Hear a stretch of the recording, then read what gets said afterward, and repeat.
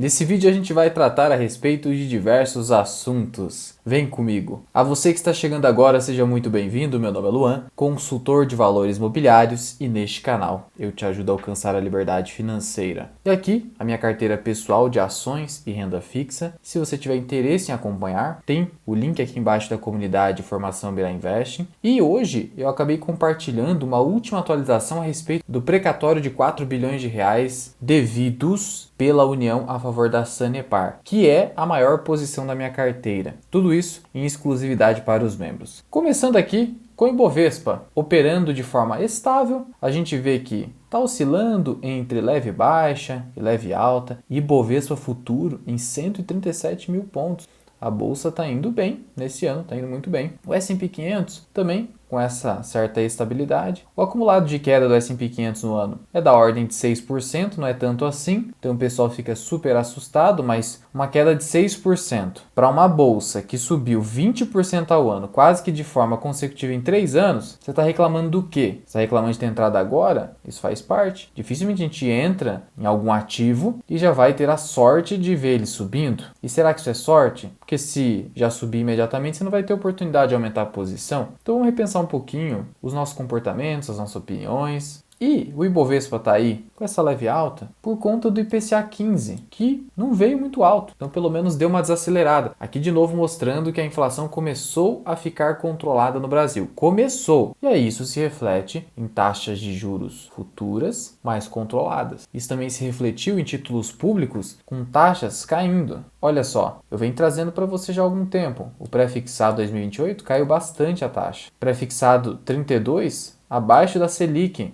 IPCA 2029, que a gente já estava falando aqui para pegar em IPCA mais 7,60, foi para 7,48. Um título que eu inseri na minha carteira e mostro para os membros. Renda Mais 2065, 7,18. Estou com um ganho bom já de marcação a mercado e já até passou a minha carência, que é de 60 dias. Tudo isso está mostrando para a gente que a inflação começou a ficar controlada. Mas claro que não dá para ficar se iludindo, agora a Selic rapidamente vai ser cortada. Não, primeiro que começa com um período de Selic estável. Vai ter uma subida, que isso já foi registrado na última ata do Copom. Depois disso, vai se verificar a necessidade de mais uma subida, talvez para 14,75 ou beirando 15, que é a Selic meta que o mercado como um todo está vendo, e depois estabiliza por um período, se acompanha como vai a performance da inflação e aí começa uma queda. É assim que funciona. E aí o Bitcoin, com essa alta a 95 mil dólares, quem diria? Beirou 76 mil há pouco tempo e já voltou para 95 mil. E aí já começa esse tipo de coisa mirabolante. A Cash 3 subindo 10% hoje, 100% no ano.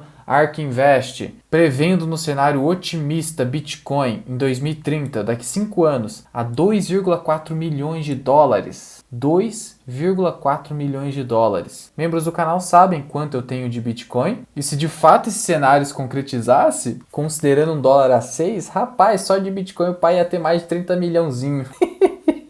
Isso aqui, ó, não fica contando com isso. Falou em otimismo, já tá errado. O cenário conservador é sempre o melhor cenário. Mas mesmo no conservador, os caras subiram de 300 mil para 500 mil dólares. Vai com calma. Senão você vai acabar colocando muito dinheiro que não deveria. Magalu levantou 130 milhões de dólares com o IFC, que é o braço de investimentos do Banco Mundial. Pegou uma graninha aí para investir em tecnologia. O varejo brasileiro está tendo que recorrer a outras fontes de financiamento. Com essa Selic nas alturas, fica difícil de pegar dinheiro mais barato. Conversor do Google, dólar real voltou. Olha só, voltou. Fui até conferir aqui de fato, ó, dólar 5,69, tá aqui. Voltou o famoso dólar do Google. E o Trump, hein? Será que ele tá peidando a farofa? Estados Unidos não abandonarão as tarifas contra a China a menos que o país dê algo em troca. Tá negociando, eu vim falando pra você que ele tá negociando, o cara é um negociador. O livro dele trata disso. Então não é possível que você ache que ele só é um grande idiota. Você pode até ser de esquerda, não gostar da direita e etc. Mas você acha que ele realmente é um grande idiota que vai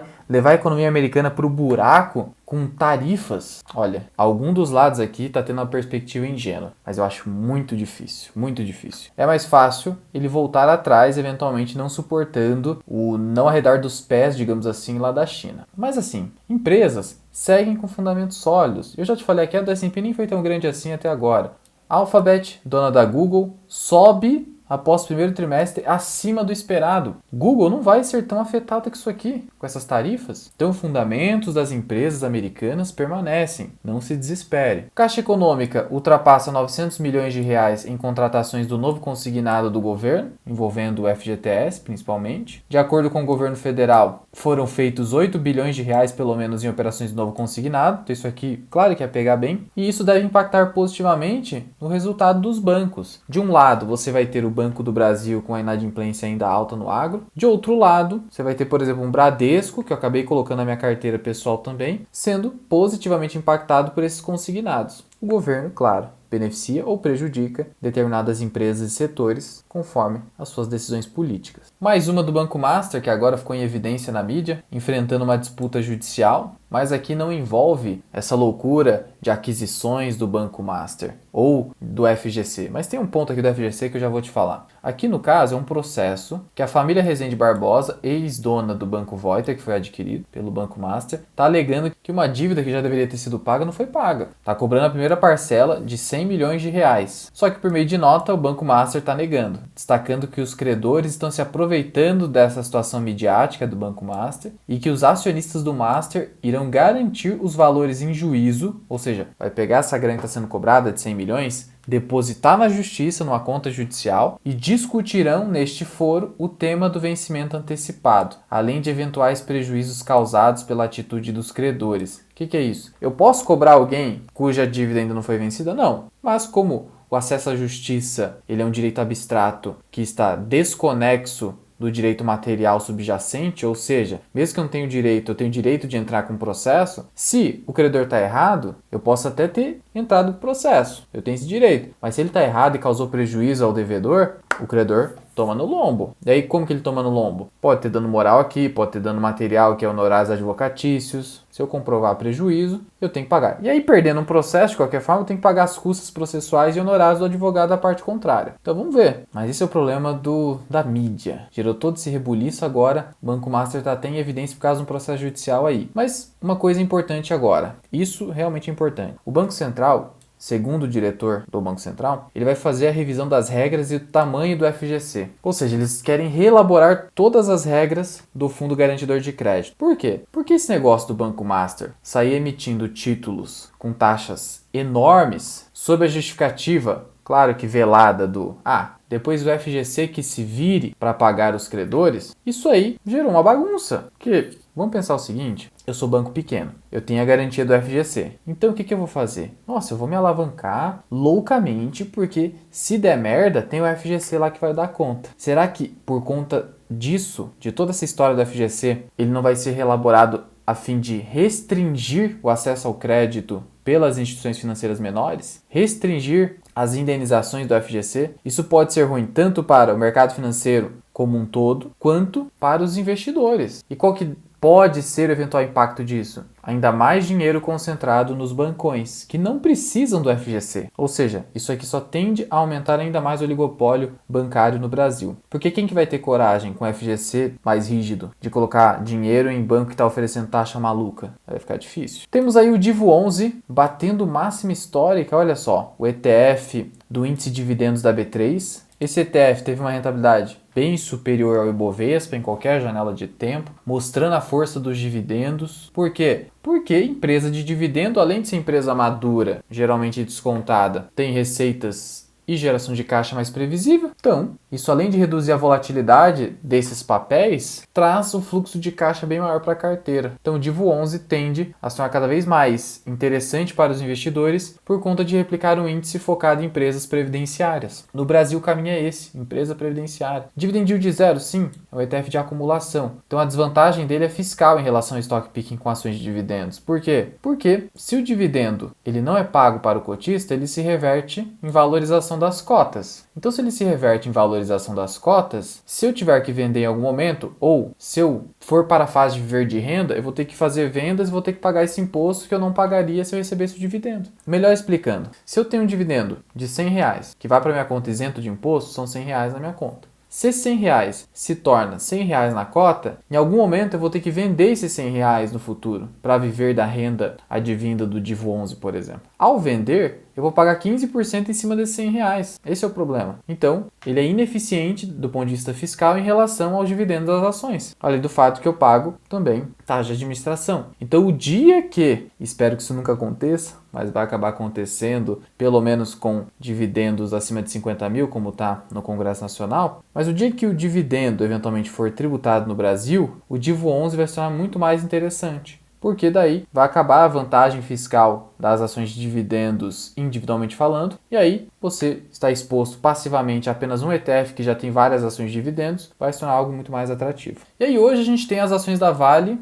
desabando. Se não fosse a queda da Vale, o Ibovespa estaria subindo bem mais hoje. Por quê? Minério de ferro desabou? Não. Minério de ferro hoje, tá aí, 0 a 0, uma variação. Então é algo com a Vale. É que ela publicou o resultado do primeiro trimestre de 2025. E os resultados vieram um pouco abaixo do esperado. E veja, o mercado, o que ele fez? Ele puxou alta nas ações, aqui um pouco antes do resultado, no mês de abril.